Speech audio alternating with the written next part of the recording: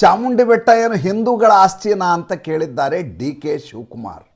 ಮೊನ್ನೆ ತಾನೇ ವಿಧಾನಮಂಡಲದಲ್ಲಿ ನಮಸ್ತೆ ಸದಾ ವತ್ಸಲೆ ಮಾತೃಭೂಮಿ ಅಂತ RSSನ ಗೀತೆಯನ್ನು ಹೇಳಿದಂಥ ಮನುಷ್ಯ ಈತ. ತದನಂತರ ಈತ ಕ್ಷಮೆ ಕೇಳಿದ್ರು, ಅದು ಬೇರೆ ಮಾತು. ಆದರೆ ಈತ ಹಿಂದುತ್ವದ ಪ್ರತೀಕ ಅಂತ ಯಾರಾದರೂ ತಪ್ಪು ಭಾವಿಸಿಬಿಟ್ರೆ ಎಂಥ ದೊಡ್ಡದ ಅವಘಡ ಆಗತ್ತೆ ಅನ್ನೋದನ್ನು ಸುಮ್ಮನೆ ಆಲೋಚನೆ ಮಾಡಿ ನೋಡಿ. ಈ ಮನುಷ್ಯ ಕುಕ್ಕರ್ ಬಾಂಬ್ ಇಟ್ಕೊಂಡಂಥ ಉಗ್ರಗಾಮಿಯನ್ನು ನಮ್ಮ ಬ್ರದರ್ಸ್ ಅವರು ಅಂತ ಹೇಳಿದಂಥ ಮನುಷ್ಯ. ತನ್ನ ಕಾನ್ಸ್ಟಿಟ್ಯೂಯನ್ಸಿಯಲ್ಲಿರುವಂಥ ಕಪಾಲಿ ಬೆಟ್ಟವನ್ನು ಯೇಸು ಬೆಟ್ಟ ಅಂತ ನಾಮಕರಣ ಮಾಡಲಿಕ್ಕೆ ಹೊರಟ ಮನುಷ್ಯ. ಜಗತ್ತಿನಲ್ಲಿ ಅತಿ ದೊಡ್ಡದಾದಂಥ ಯೇಸು ವಿಗ್ರಹವನ್ನು ಸ್ಥಾಪನೆ ಮಾಡಲಿಕ್ಕೆ ಹೊರಟಂಥ ಮನುಷ್ಯ.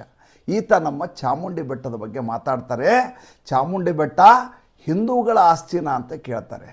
ಚಾಮುಂಡಿ ಬೆಟ್ಟಕ್ಕೆ ಚಾಮುಂಡಿ ಬೆಟ್ಟ ಅಂತ ಹೆಸರು ಯಾಕೆ ಬಂತು ಸ್ವಾಮಿ? ದಯವಿಟ್ಟು ಇತಿಹಾಸದ ಪುರಾಣದ ಪುಟಗಳನ್ನು ತೆರೆದು ನೋಡಬೇಕು.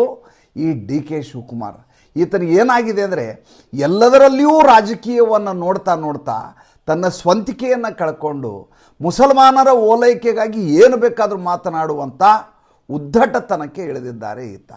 ಸ್ವಾಮಿ, ಅಲ್ಲಿ ಚಾಮುಂಡಿ ಬೆಟ್ಟದಲ್ಲಿ ಚಾಮುಂಡಿ ಆವಾಸ ಸ್ಥಾನ ಆಗಿರೋದರಿಂದ ಅದಕ್ಕೆ ಚಾಮುಂಡಿ ಬೆಟ್ಟ ಅಂತ ಹೆಸರು ಬಂದಿದೆ.